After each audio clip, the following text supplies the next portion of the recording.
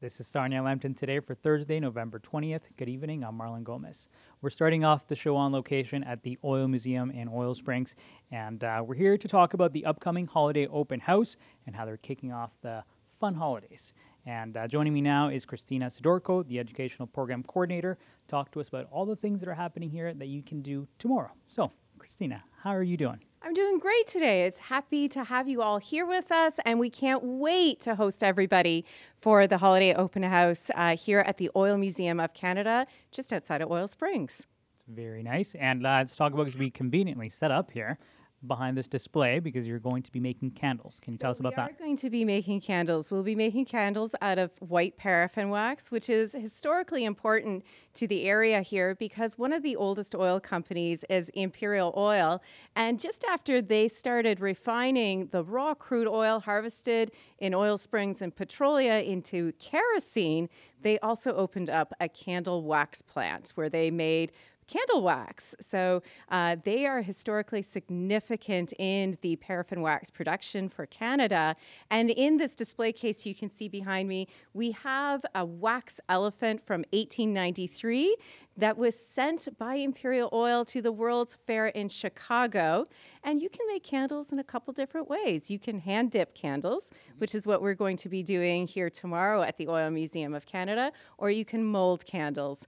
And Imperial Oil was historically significant in the creation of Christmas candles to illuminate the holidays and bring light to our community and to the world. Sure.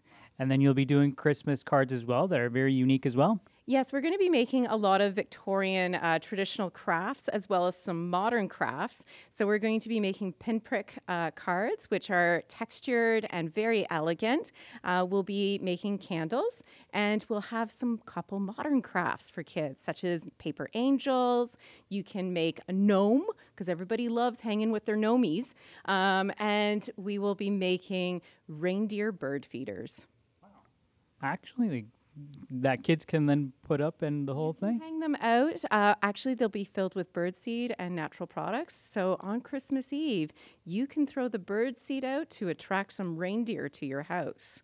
Yeah, and then while they're here, there's all sorts of other things that they can take a look at. Can you give us an example, maybe a few? We would love for you to check out a lot of our new displays here at the Oil Museum of Canada and learn a little bit about our natural history.